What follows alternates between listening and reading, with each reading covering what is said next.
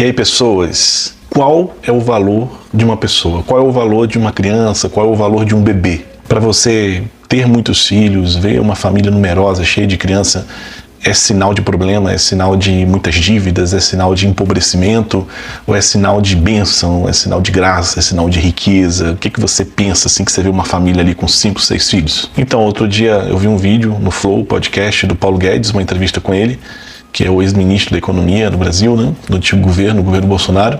Eu achei muito interessante os comentários que ele fez e eu achei importante trazer eles aqui para vocês, porque dizem respeito à vida, dizem respeito a uma visão sobre a natalidade, sobre o nascimento, né, de novas crianças e economia, né, essas duas coisas conjugadas.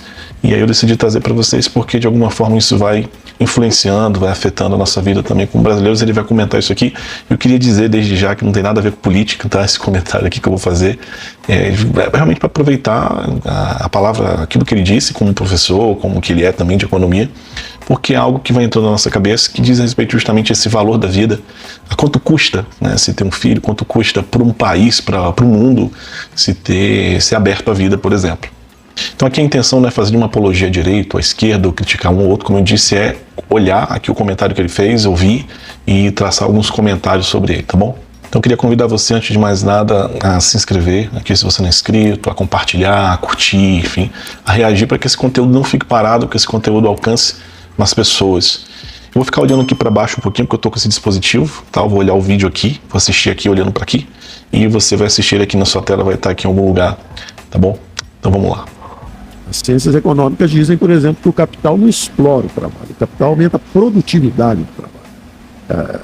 Exemplo, onde há só gente e pouco capital, a China, durante o período comunista brabeira, o Mao Tse Tung, comunista brabeira, mais de 40 milhões de mortes por uma grande fome, produtividade baixíssima e salário miserável, porque não tinha capital, só tinha gente. Então, um salário muito baixo. É como o Malthus falando também durante a Idade Média. É interessante já esses dois elementos que ele trouxe, né? Esse período da China, de um comunismo brabeiro, como ele trouxe, onde só tinha gente, não se tinha capital, né? Capital e gente são fatores de produção, né? Os fatores de produção é o capital, né? Esse valor monetário, as riquezas que se tem ali, que se tem um valor, seja um estoque, seja aquilo que já foi produzido e que traz um valor ali para aquela região, para aquele país, para aquela empresa, e também a população, né, no sentido do trabalho. Os 3 fatores é o capital, a terra, que são os recursos naturais, e o trabalho, que é feito pelas pessoas, né? Então, como ele comenta aqui, na China, nesse tempo, não se tinha capital, porque era um regime comunista. O problema não era ter uma grande população, o problema era a forma de gerir, né? Uma visão comunista das coisas, onde a riqueza fica com poucos, né? O capital fica com poucos, e a grande massa fica realmente ali uma certa igualdade, né? Igualdade de pobreza. Então é mais a forma de gerir. E aqui ele começa a falar de Malthus. Vamos ver aqui o que ele fala. O salário era a lei de ferro dos salários, era o salário suficiente só para procriação. A população não crescia, estava sempre em torno de 200 milhões de habitantes, ia para 220, faltava comida, tinha uma guerra, voltava para 180.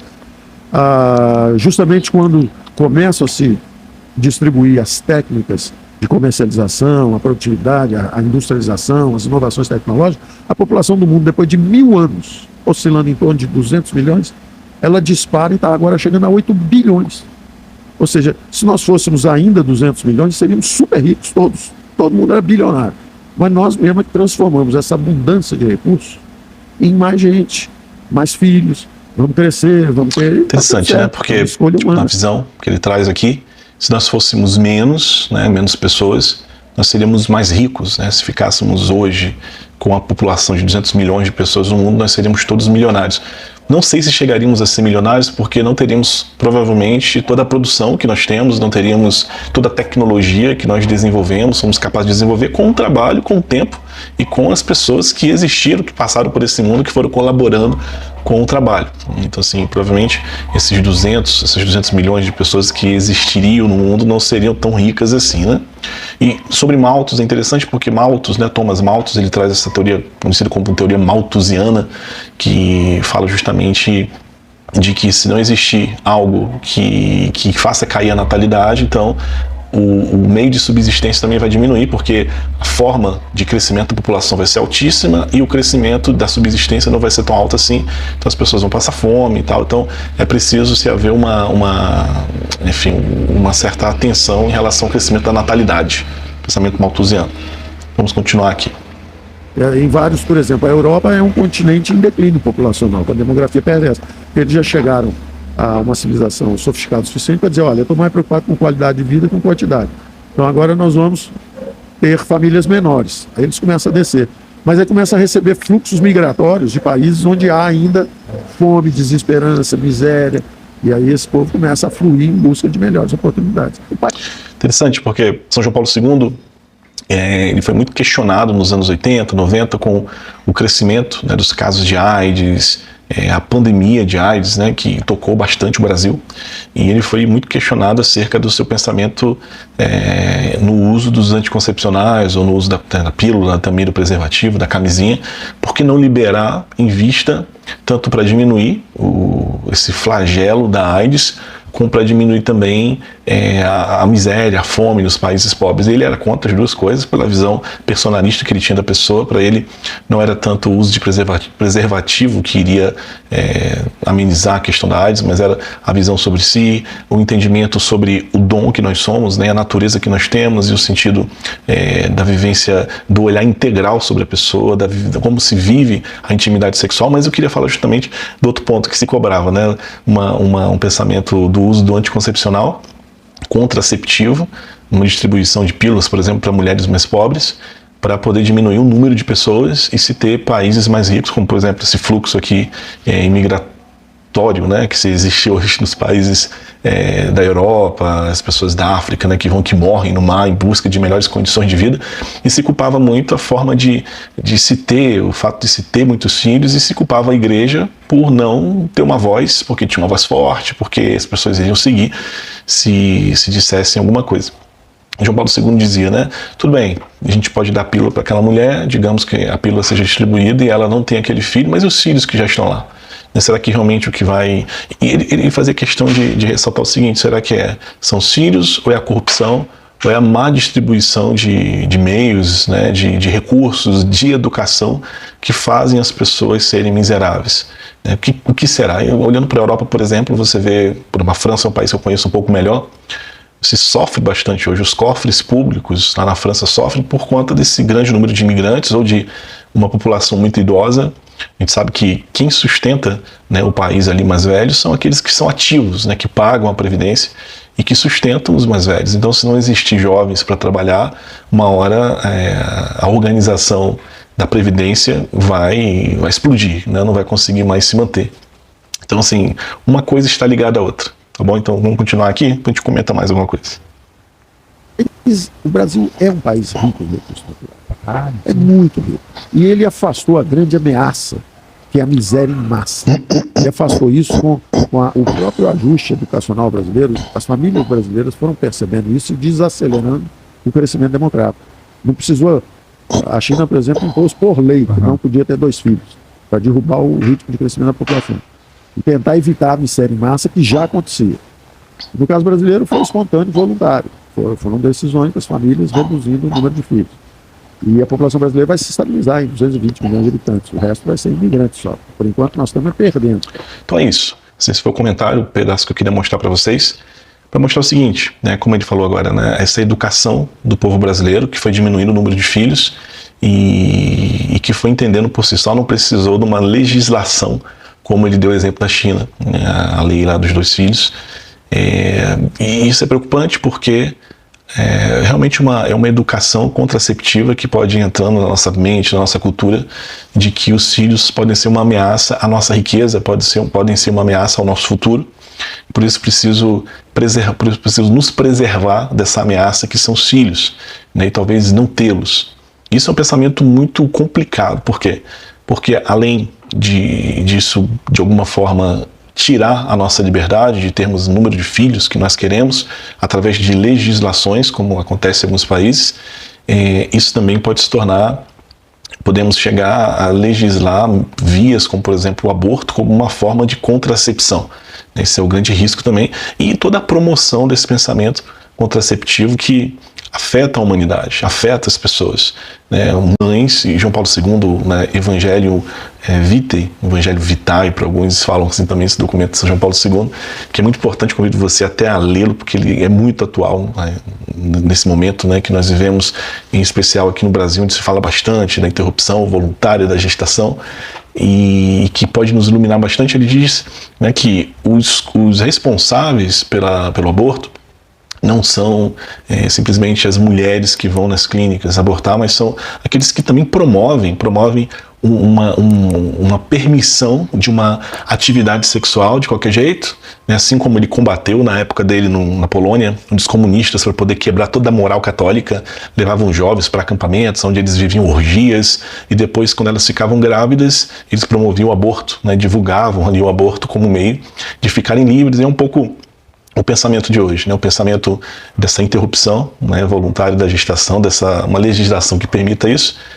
justamente tem como fundamento os direitos das mulheres e, assim, nada contra os direitos das mulheres, mas se tira completamente o direito da pessoa, totalmente independente, que está ali, esse zigoto, que cientificamente já é provado, que esse zigoto, né, que nós sabemos que é esse encontro do espermatozoide com o óvulo, que já forma ali todo um genoma único. Já existe ali uma pessoa, no sentido teológico, Deus já coloca uma alma ali nesse genoma, já é um ser existente ali presente na mulher, que sim, precisa da mulher, precisa do corpo feminino para poder se desenvolver, mas tem toda uma vida própria já. E não se percebe mais, tenta se apagar da cabeça das pessoas, tanto das mulheres como dos homens, se colocando direitos desses adultos, né? Eu tenho direito de ser feliz, tenho direito de fazer o que eu quiser com o meu corpo, nos esquecendo até da ciência, até daquilo que é lógico, até daquilo que é um pouco óbvio e também provado já por meio dos estudos científicos, e se tenta de alguma forma abafar isso por meio de discursos, por meio de palavras que mudam o sentido das coisas. Por isso é importante nós olharmos as nossas crianças, os nossos filhos, realmente como aqueles que tiveram a oportunidade de viverem essa vida, né? Como sei, você que tem filho, quando você olha, né, toda essa discussão sobre o aborto, também toda essa polêmica em torno do filme que fala de escravos sexuais, né, de crianças que são sequestradas, né, do Som da Liberdade, e toda essa discussão onde se fala disso, nossa, eu fiquei olhando para meu filho, né, assim, para os meus filhos, e fiquei imaginando, nossa, como eles são felizes de terem a oportunidade de viverem, de, por uma graça, termos dado a ele a oportunidade de estarem vivos, de viverem essa vida. E às vezes a gente usa justificativas, podemos ouvir justificativas assim, muito belas, né? Eu não quero que meu filho sofra como eu sofri, eu não quero ter muitos filhos, porque eu não quero que eles passem o que eu passei, porque os meus pais, coitados, tiveram, mas não tinham condições de nos criar, e como eu tenho um pouco mais de recurso, eu quero ter só um, eu quero ter só dois, para que eu dê a melhor vida para eles, quando na verdade a gente está muito preocupado consigo mesmo, né? A gente está muito preocupado com o nosso conforto, com o nosso não ter problema, ou não baixar um pouco o nosso padrão de vida, para dar oportunidades, já que eu tenho vida, já que eu tenho força, já que eu tenho condições com a minha esposa, com o meu esposo, de gerar outras vidas, né? Eu não vejo mais os filhos como uma bênção, como aqueles que vão me dar alegria, né? Aqueles que vão sim exigir de mim, que vão exigir nas diferentes fases da vida recursos econômicos, que vão exigir atenção, diferentes tipos de atenção ao longo da vida, mas eu começo a ver eles como aqueles consumidores, aqueles que vão consumir a minha vida, aqueles que vão consumir o meu corpo, aqueles que vão consumir os bens que eu estou produzindo, que vão atrapalhar de alguma forma a minha felicidade. Infelizmente, é um pouco essa ideia que vai circulando e que a gente precisa acordar para olhar de forma diferente para essas pessoas, para os seres humanos. E aqui um alerta para nós cristãos, né? Você que é cristão e que assiste esse vídeo, você que é católico que assiste esse vídeo, na Evangelho Vitae, também São João Paulo II, ele lembra, né, que desde os primórdios os cristãos, nas culturas, diferentes culturas, né, inclusive na cultura romana também, eles já lutavam pela vida. No infanticídio que acontecia, no pensamento pagão que eles encontravam, eles defendiam esses inocentes, entendiam que não era tanto tirando a vida de inocentes para se ter uma certa tranquilidade, para se ser bem visto, porque eu não terei um filho amaldiçoado porque é deficiente, eu vou me livrar dele para poder ser bem visto, um pouco nas culturas pagãs, né, não cristãs, mas me gastando por ele, dando a vida por ele, assim como Cristo fez por nós, no sentido do pecado, e também por esses, né, que também nascem com algum tipo de deficiência, os cristãos sempre entenderam que toda vida precisa ser preservada, toda vida precisa ser defendida.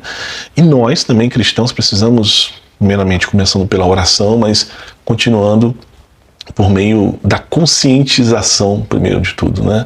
Dar às pessoas essa consciência de que a vida humana é santa e é inviolável, é sagrada e é inviolável, e que pertence somente a si, e que não cabe a uma mãe, não cabe a um pai, não cabe a ninguém promover o fim dessa vida, porque de alguma forma ela vai incomodar. Então eu termino esse vídeo te dizendo o seguinte: não olhe para a vida das pessoas, não olhe para a vida dos seus filhos como aqueles que vão consumir a sua felicidade, vão consumir os seus bens, que vão empobrecer. Não olhe para esses países onde tem uma grande população como pessoas irresponsáveis. Não olhe dessa forma, né? A igreja ensina a paternidade responsável, nem tanto o planejamento familiar, né? Porque pode dar um entendimento muito raso, superficial e simplesmente econômico da geração de filhos, mas a igreja fala de paternidade responsável, que dá uma conotação muito mais essencial de ser pai, né? Uma maternidade responsável, paternidade responsável, que tem vários pontos de discernimento e cabe somente ao casal discernir quantos filhos eles querem ter,